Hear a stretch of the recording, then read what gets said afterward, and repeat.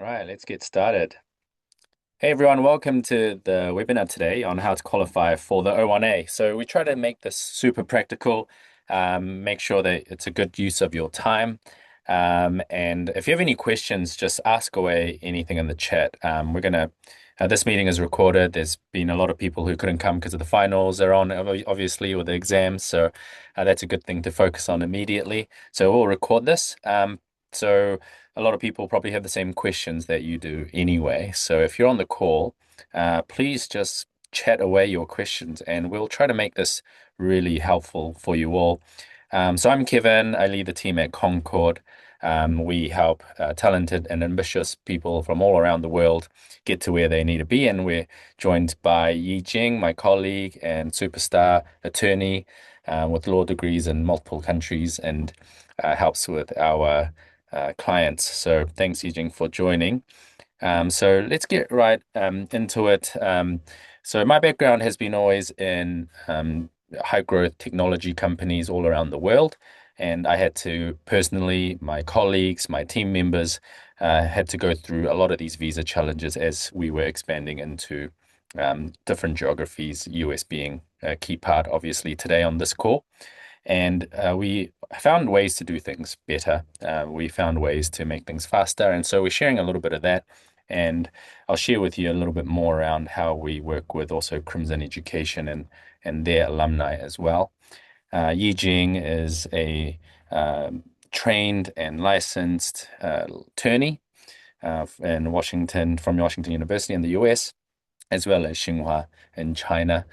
Fun fact, it's really hard to get into Tsinghua, 0.0003% from her region. It's quite crazy.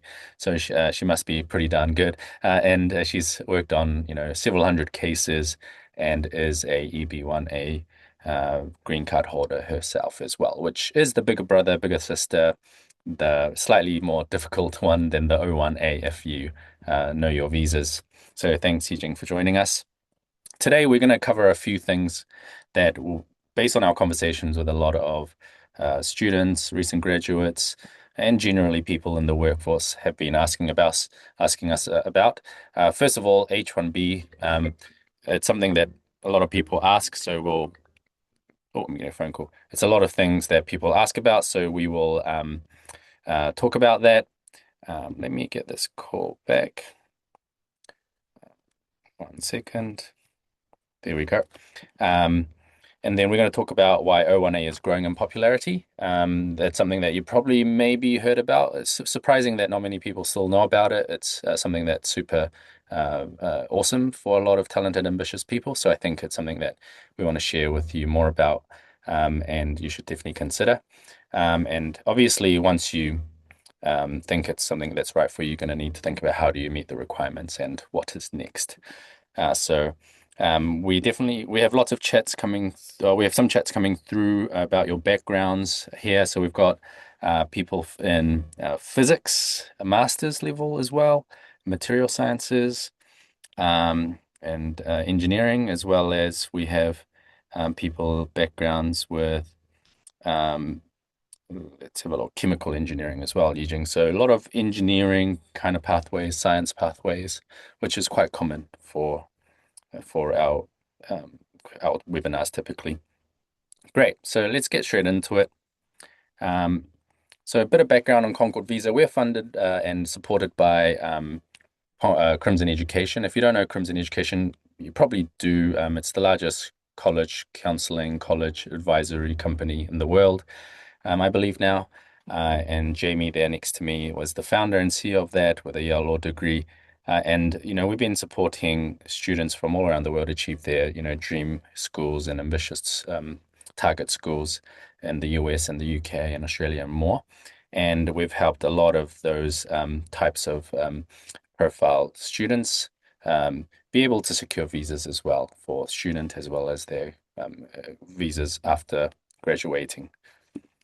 And we're also supporting a lot of companies as well. A lot of companies obviously hire these talented people, and many of them do need visas. Usually 5 to 10% of the workforce kind of needs a visa. And so we're involved with companies that you may have heard of, such as Andreessen and Horowitz, A16Z for short. They are one of the most prestigious venture capital firms in the Valley in the world. And we recently helped one of their partners get a visa so they can do their really awesome work in helping awesome innovations grow.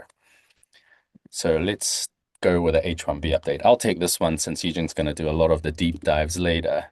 Um, is this me or is this you, Eugene? How do we normally do it? It's me. Okay, cool. I'll do this one. Okay, so key takeaways. Everyone knows that the H1B proclamation came out now, maybe a few months ago now, and everyone was shocked with the 100K price that they need to pay to get this visa.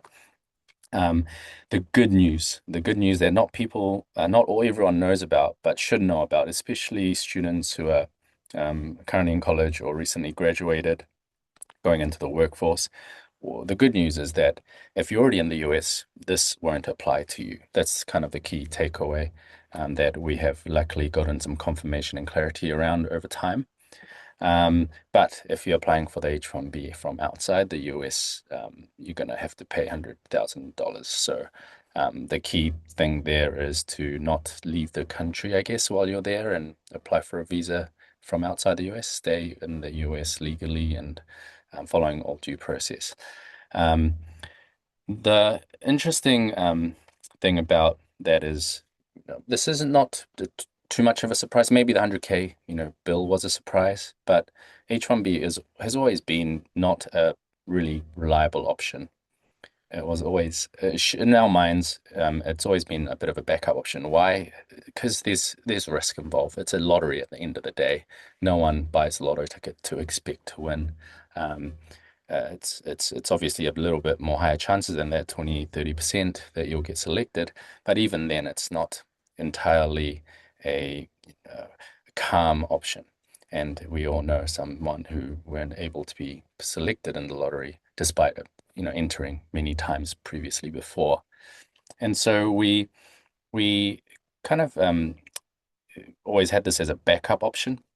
And the direction and the trend where this is going is that it's going to be, maybe more difficult for many people to get the H1B in the future as well, because they are saying that they'll put weightings on the salary to give more chances to people with higher salaries.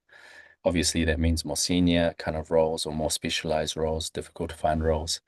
And generalizing here, it's probably not, the recent graduates all the time. So there means that as recent graduates or current students, it's something for you to think about and start planning what are the other options available, because there are other options available if you start to think ahead.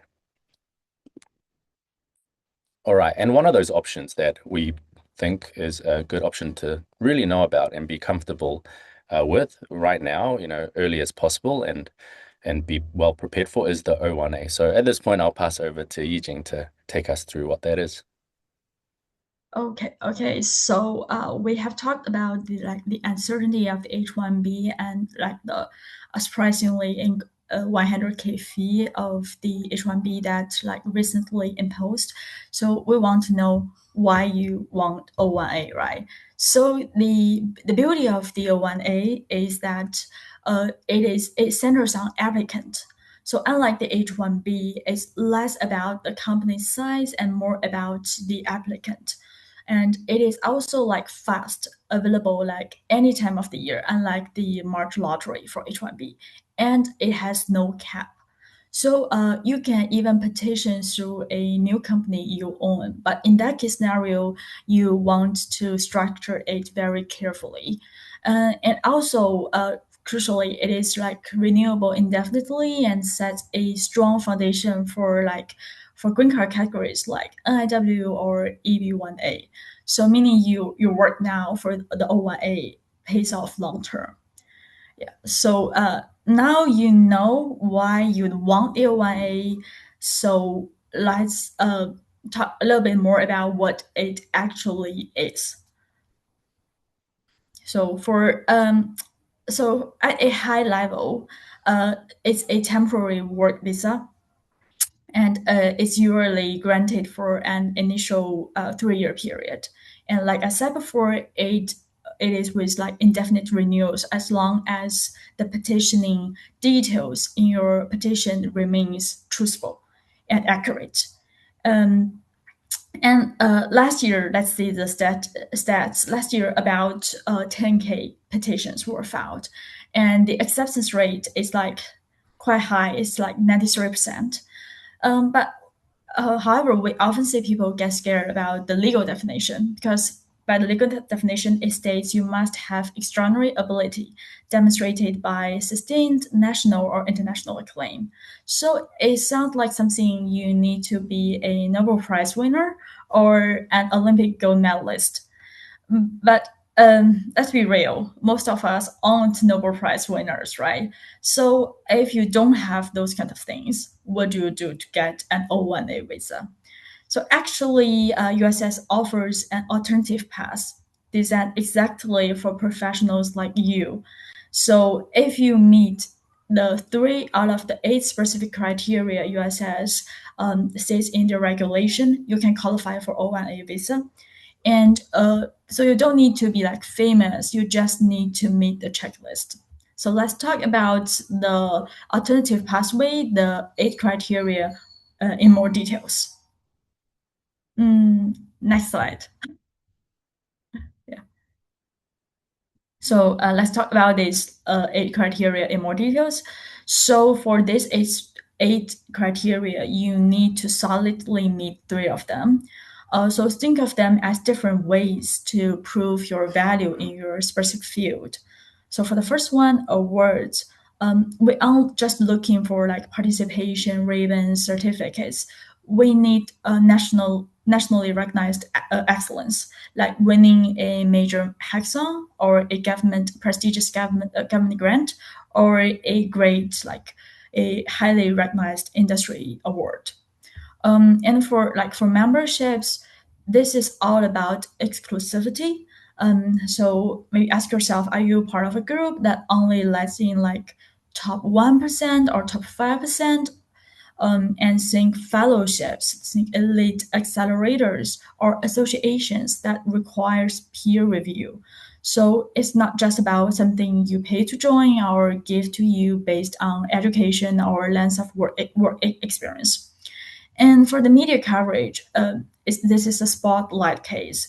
So are people talking about you? This means articles in professional trade journals or major media that are specifically about your work. So proving you have industry acclaim. And next one, judging. This one is like actually straightforward and also like easy to build. So have you moved from being a player to a referee? So this is met when you judge the work of others, like either individually or on a panel. And like for STEM majors, this is about like reviewing research papers. And for like business fields, this is about sitting on a like hackathon jury or evaluating startup pitches. And next one, original contributions. The regulation definition is intentionally vague, but it is a very powerful tool because it could be used to catch the achievements that may fit neatly under other categories. So it's about it's not just about like you showing up in your field, it's about you changing the game. So this requires proof that your work, whether it's like code, research, or a business model that has had major measurable impact on your field. And next one, authorship. So this is about like writing scholarly articles or technical insights in professional journals, establishing you as an expert who shares knowledge. Next one, also quite straightforward, K roles. So, but for this criterion, 2K parts. One is that your role is like essential. Your role is like critical to the success of your team. And the second part is that you need to build the reputation of your organization to show that it is distinguished in your field. And last one, high pay. So the market doesn't lie. So if you command or will command a high salary, significantly above your peers, this is objective proof of your extraordinary ability. Yeah. So I know that these criteria could still sound like quite abstract. So we could talk about we'll talk about more like specific examples. So for those of you on the business side, the evidence looks like the following. And here is how you translate your business success into basic criteria. And for awards in the startup world, is like often comes in the form of a validation. So we will look for government grants or winning highly selective like pitch competitions, being a finalist or winner at competitions like TechCrunch Disrupt, Startup World Cup, or the Stevie Awards. So those are all excellent examples. And for memberships, this is where we will get strategic for business roles. So we will argue that acceptance into accelerators like Y Combinators or Techstars qualifies as a membership because the acceptance rates are often lower than 2%. And other great examples like On Deck or leaders in tech communities. And for media coverage, so we want to say, like I said before, we want to see the press writing about your success and leadership. This could be mainstream hits like Bloomberg, but don't underestimate the recognized industry trends like the ones we listed, like the 3D printing industry or manufacturing dev. So if they are like respected in your specific sector. And also, another one very popular criterion in business fields like judging. So, if you are a founder or operator of the company, you are viewed as an industry leader. So we can use your experience like judging hackathons, startup weekends, or serving as a panelist at VC nights to meet this criterion. And also another one, very popular one, is the critical role. Because if you are like the founder, the operator, the C-suite executive at a VC-backed startup, you inherently hold a critical role. So the left part is we try to prove that the company has a distinguished reputation. So this is usually done by like showing recognized investors or significant media buzz. Yeah. So this is about evidence in business fields. But for those, next slide. So for those of you in STEM fields like scientists, researchers, or engineers, the evidence will look slightly different. So we will need to focus on technical validation. So for awards, we want like highly competitive prizes that indicate a true excellence in our field. Think along the lines of best paper awards, young investigator awards, grants, or winning a major hackathon. And for memberships, so this is often misunderstood in STEM fields.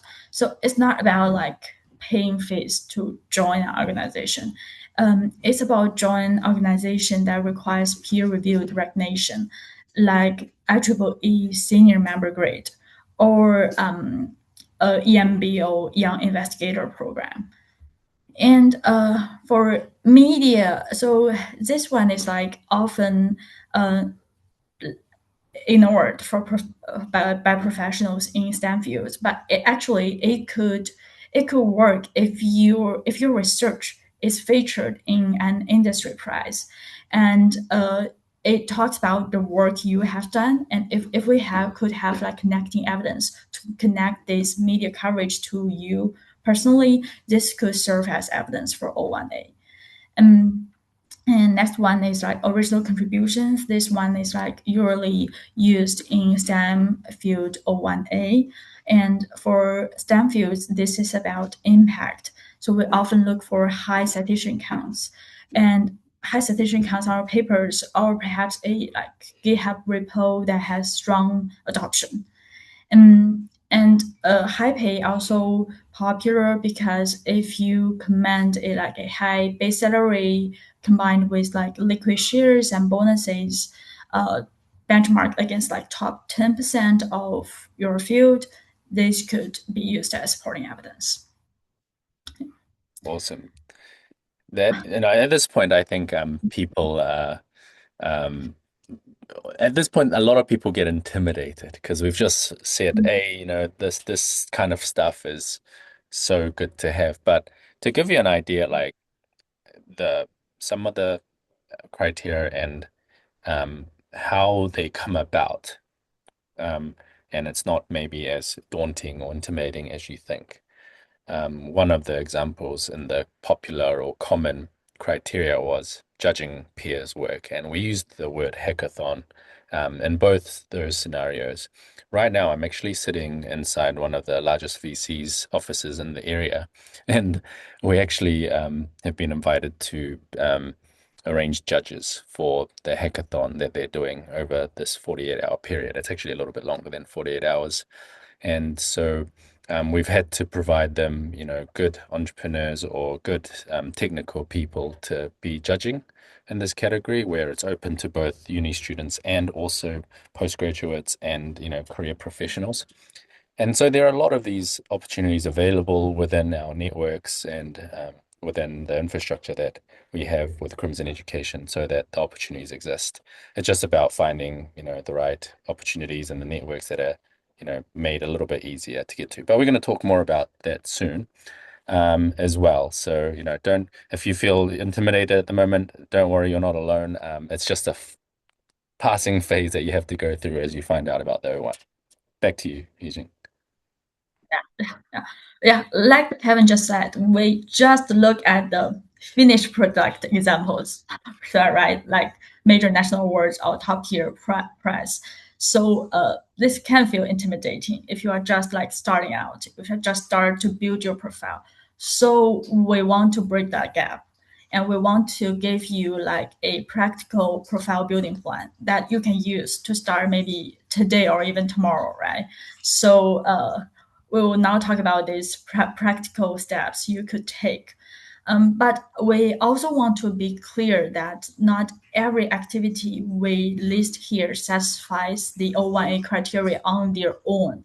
So, like a university hackathon win is not a major prize under O-1A criteria. But these are all like necessary stepping stones you could use to build the track record you need for O-1A. So maybe let's first talk about the research and tech paths. So let's just say this is a playbook we see from like Harvard and MIT students. So your next 90 days could involve join a lab, but don't just attend. Contribute to research, try to co-author papers and present them at conferences whenever possible. And also enter hackathons with the goal of strong placement, not just participation. And also like build publicly publish open source work that gathers like stars, citations, adoption. So the main goal is to produce 2 to 3 credible outputs, like a hackathon result or good GitHub commits. So this, like we said on the previous slide, this track prepares you for competitive jobs and even like H-1B cap exempt options, and also lay the early foundation for a good O-1A case. Yeah. And Uh, this one, we didn't really talk much about it, but this is for, kind of a researchy kind of background. The working in a lab, you probably will want to work in a lab as well. And when you work in a lab, it's often connected to an institution. So they have this special category of visas called H-1B cap exempt, meaning there's no lottery for these. And so, it's also another visa option. And we do these kind of Li Jing recommends a lot of different visa pathways for being able to grow a career in the US using different visa options, which O-1A is one of the most favorable visa options. But, when we work with a lot of graduate students, clients, we're looking at all the visa options that make sense to get to that end goal. And it just may be stepping stones to that end goal. Yeah. So, like Kevin just said, it's like if you could secure like H-1B cap exempt visa right after graduation, it will give you more time and to build your O-1A profile. That ultimately gives you more flexibility in your career.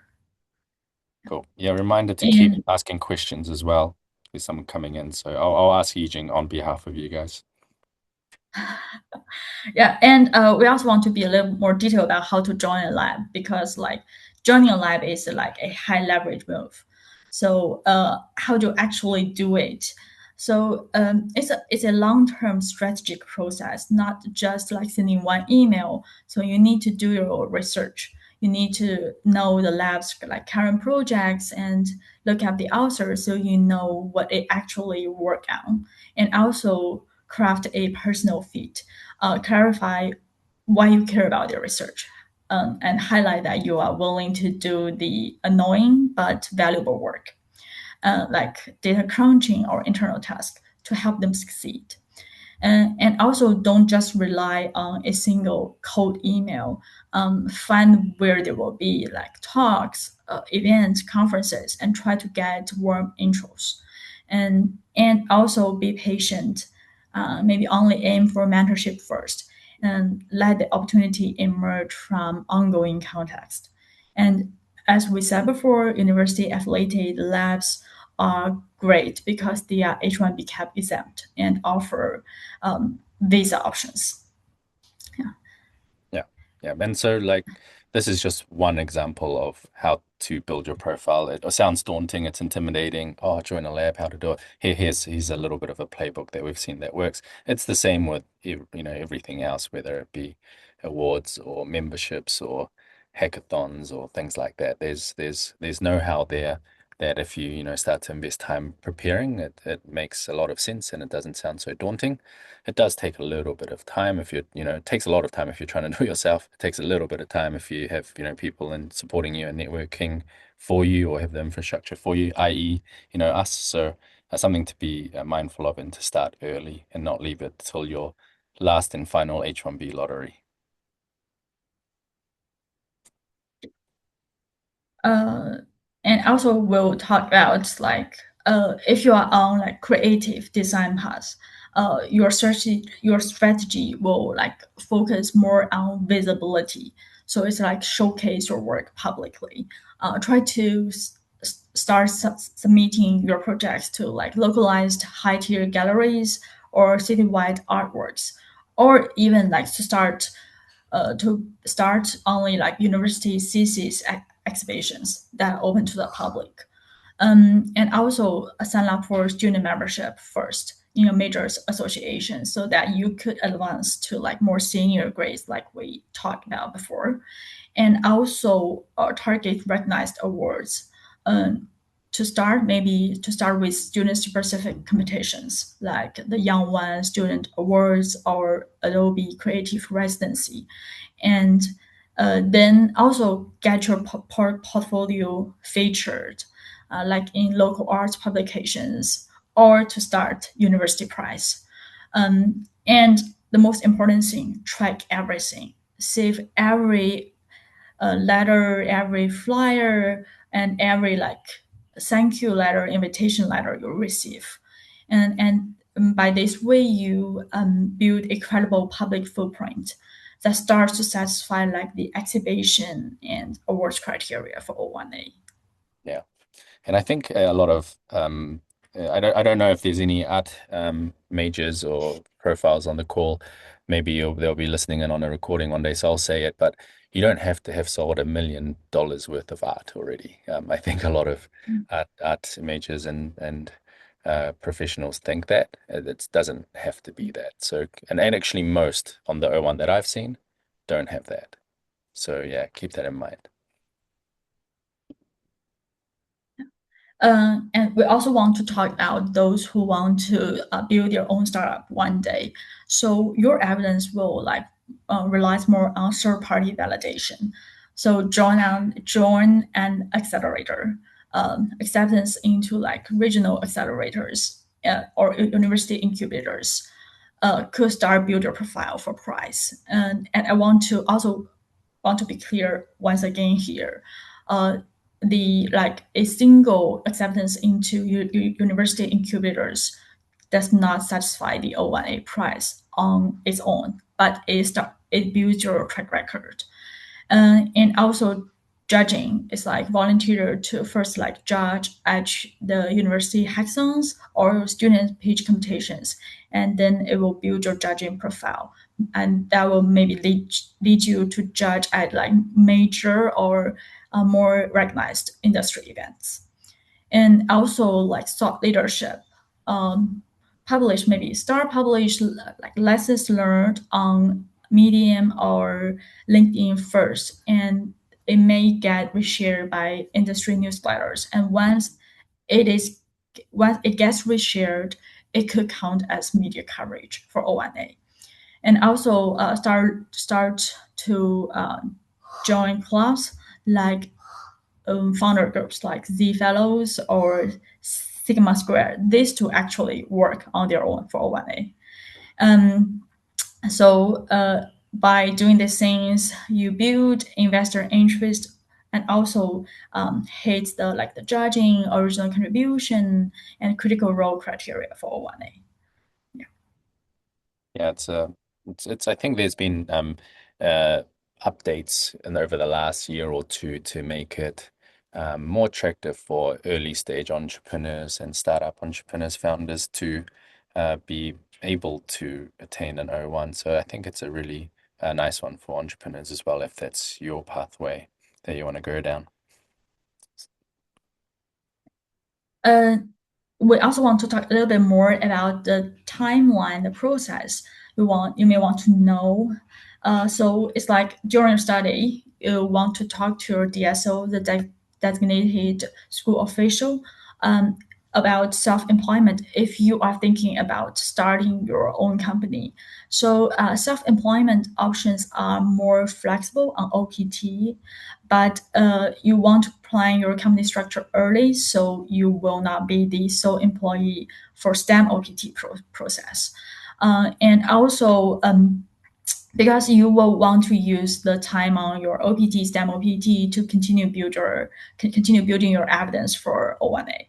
And also, you will want to aim to file the O1A before your OPT or STEM OPT expires. So that means you want to start building your profile while you are still at school. And then when it comes to the real filing, the filing could take from 1 to 4 weeks, uh, depending on the overall how the overall packet looks like. Because overall packet could be a like 200 to 300 page uh, compelling narrative and all the supporting evidence. And after filing, you have two options. It could be regular processing. Right now, the processing time is around 6 to 8 months, and you also have the option to pay additional $2,805 to use premium processing, which gives you a result in 15 business days. And after that, hopefully, it will be an approval for your case. If you choose like consular processing or you need a visa stamp for future international travel, you need to like fill the DS-160 and then book the interview. And right now, we are seeing increasing interview wait times because part of the reason is that interview viewers are now becoming like highly discretionary, and the policy is shifting toward like stricter scrutiny. And now you are generally required to attend the interview at your home country or country of residence.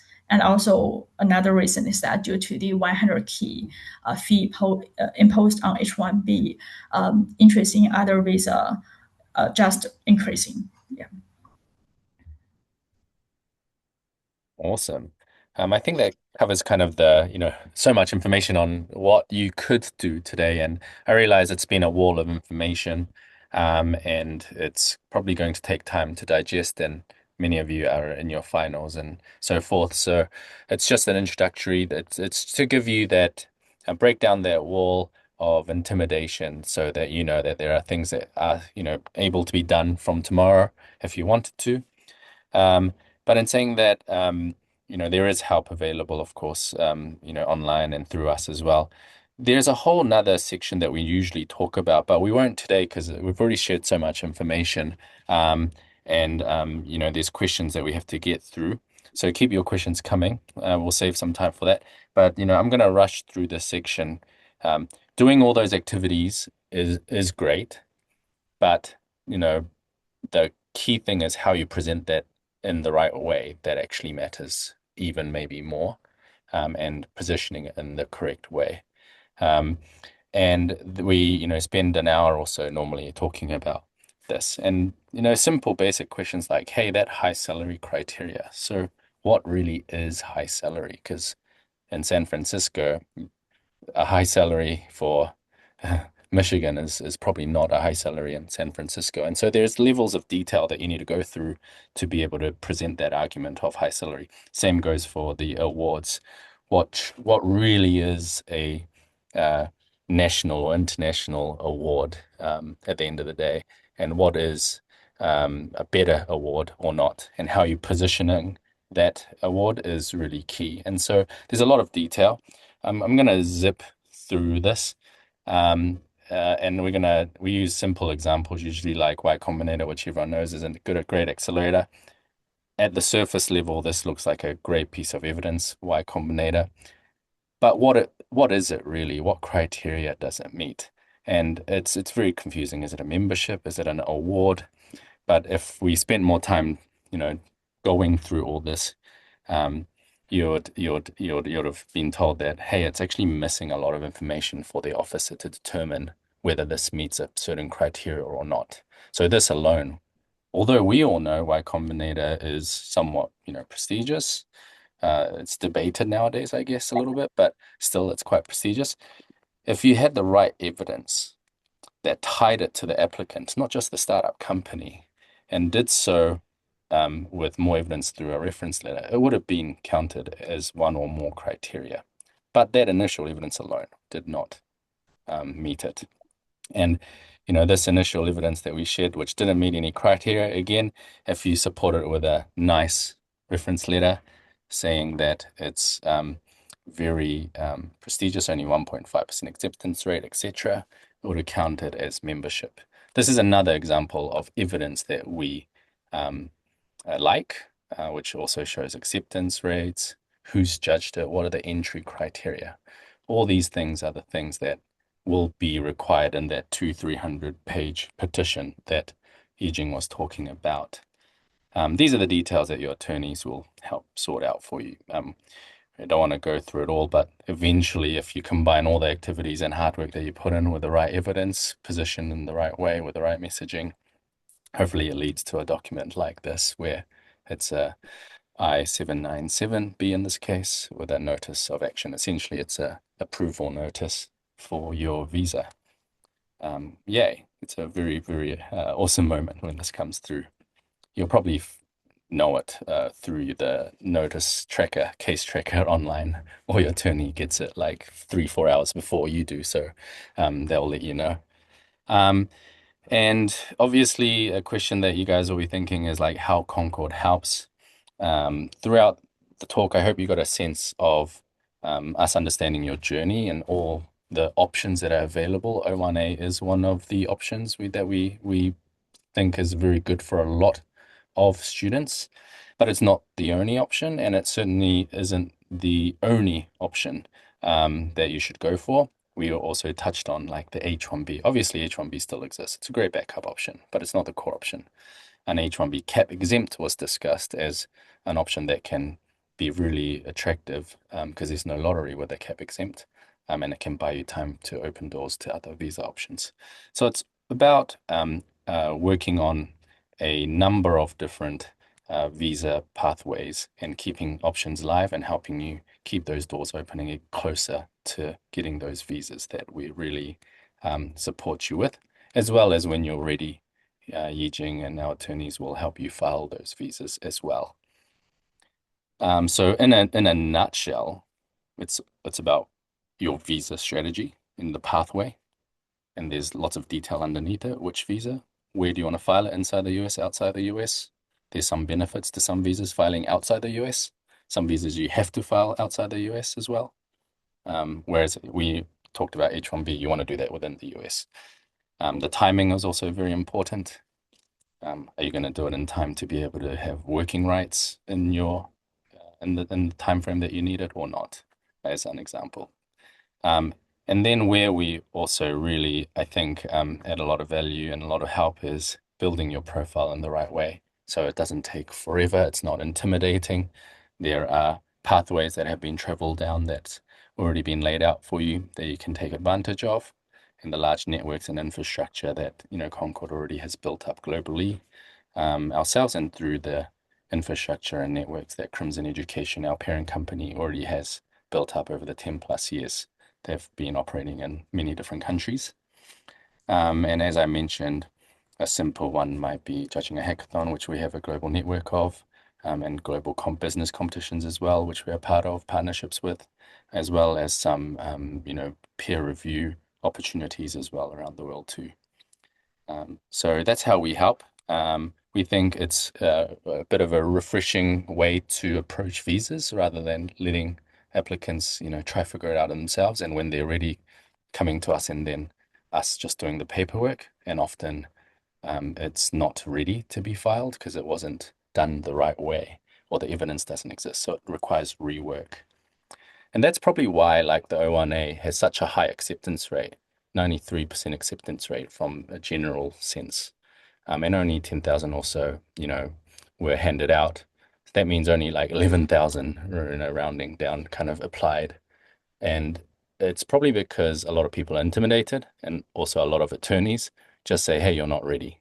And then there's this huge gap of people who are intimidated and don't know what to do, but they're not ready, just sitting there going, what do I do next? And so that's where I think we also add a lot of support to help you guide through that over the next, 3 to 18 months, probably somewhere in between, but depending on how your profile is starting at the moment.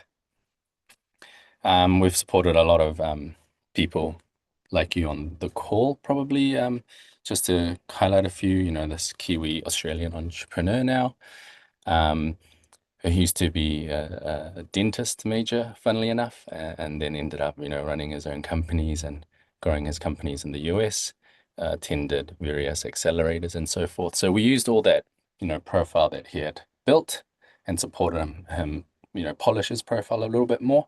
And then he's now on O-1 building in San Francisco. So that's kind of like early career kind of talent. We also support a lot of like seniors and experienced companies as well. So David, he's the new partner at Andreessen Horowitz. He's had a illustrious career in building many companies and investing in many companies. So he's one example of the other end of the spectrum where he just had to walk in and we looked at the evidence and said, oh, here's one or two things missing. And then within a couple of months, I think he was in San Francisco. So that's kind of the different profiles that we also work with, or different kind of timelines of work that we do. Cool. I think that's pretty much what we wanted to share. If you wanted a one-to-one kind of more deeper dive, which we really encourage you to do, it's available. We're available to chat. So you can just either put a yes in the chat in the comments and we'll follow up with you, or you can just go to our website and fill in a form and we'll reach out to you. And everyone's journey is different. Everyone's timing is slightly different. Circumstances a bit different.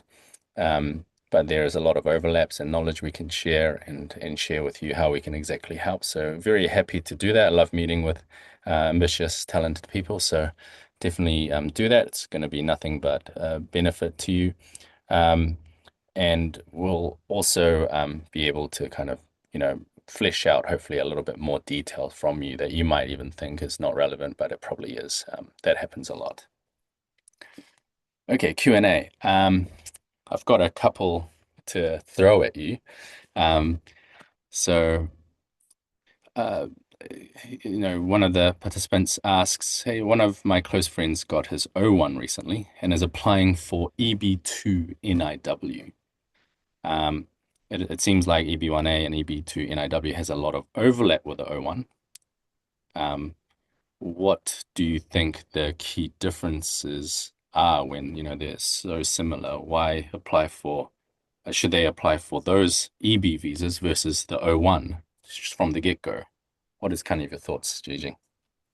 Yeah, so one of the major questions is that we need to differentiate between this EB, what also called visas, and also O-1A. Like we have said before, O-1A at a very high level, temporary work visa, so non-immigrant visa, and all those EB categories, they are green cards. So it's like permanent residence, which will give you ultimate flexibility in work authorization, right? But on the other side, these EB categories, even if you get an approval, like let's say in 2 months, it does not give you immediate work authorization. You still need to maintain non-immigrant work visa until your priority date is reached, right? So that's the first difference.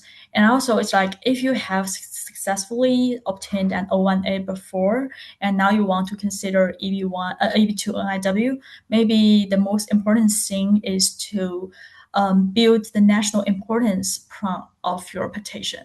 Because for O-1A, it's more about your personal achievements. We could definitely reuse those achievements to show that you are well positioned to advance your field of endeavor, right? That's the second prong of the NIW. But for the national importance prong, you will need more like impact, third party validation evidence to show that. Yeah, I think like, simplifying or summarizing what you said, um, the timing of the EB visas usually do not work for many people because it's a very rare occasion where they can still work while the application is like, waiting for the active date. So often that rules out majority of the options there. But I think there's some, as Yijing says, if you're doing something of national importance in your country where you're born from is a very, suitable one for the EB2 NIW. Sometimes I think it makes sense to go straight to the EB2 NIW. But Yeah. we don't see that too often. Yeah, if you're already on a non-immigrant visa, that gives you work authorization, right? Yeah, And yeah, it's like if you're on H-1B right now and securing an I-140 approval actually could extend your H-1B beyond the 6 year maximum. yeah, yeah. So yeah, a little bit of detail involved there. So yeah, if I won't say your name, but yeah, it's a good question. You should definitely chat to us about the specifics because there's different reasons for that. Um, Another one for you, Yijing. Um, um, this participant says, haven't landed a job yet. Um, most employers seem to not accept international students due to uncertainty at the moment. What would you say is the best way to stand out in the visa application? They're doing research in credible university labs already, and finishing in May next year as their final year in their bachelor's. Yeah, so it's like if you I hope that you are on a like in a STEM major, right? So that will give you like three-year work authorization following graduation. So it's like if you are pursuing STEM major, you could always like when you interview with the employer, tell them that you have 3 year work authorization without like the more uh, troublesome, more high pressure sponsoring path, right? And also, it's like right now for if you pursue to change status within the United States, the 100K fee does not apply, right? So H1B always remains an option for those employers, and also let them know that you have started or you will start building your own profile that will give you more options for visas. Yeah. Yeah, yeah, yeah. It's tricky because there's this fine line now where students are um, trying to decide that question in the application portal. do you require sponsorship? Like, does the OPT actually, is that sponsorship or not? And, there's kind of a moral, ethical dilemma, I guess, that students go through.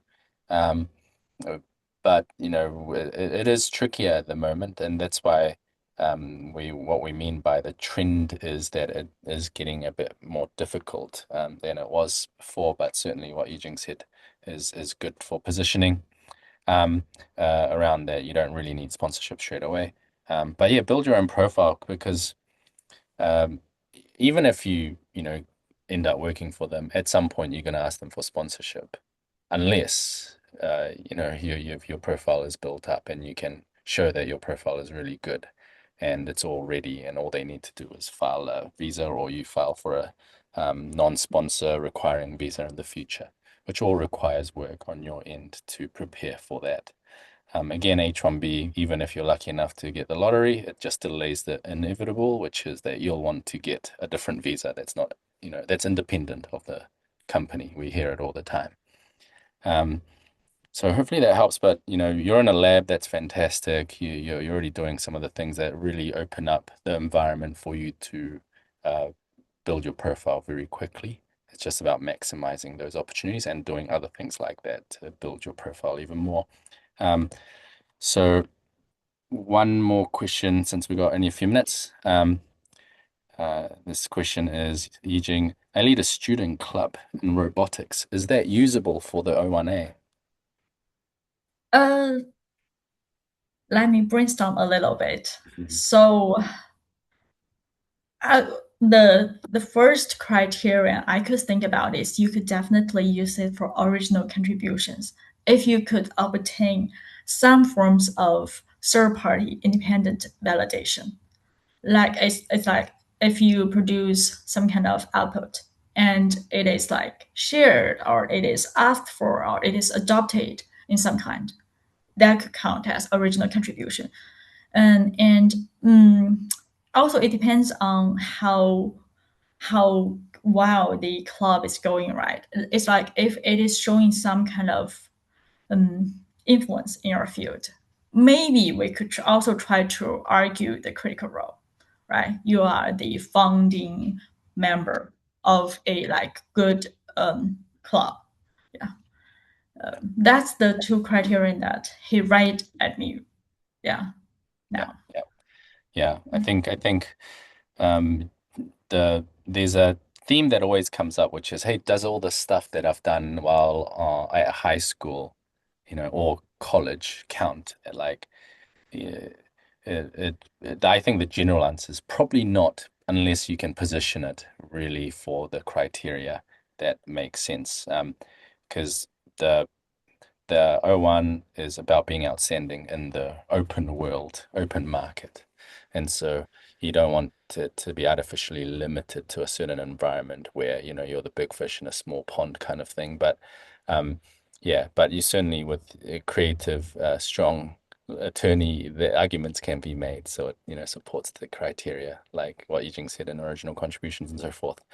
All right, so I think we're getting a few thank yous, Yijing. You're getting a few thank yous for answering the questions, which is always pleasing. So I think we've answered all the main, complex questions. A few people have asked for a bit more information and calls, so we'll happily do that. If you do want to, just post it now. But we're pretty much out of time, so we'll wrap it up at that point rather than starting another question.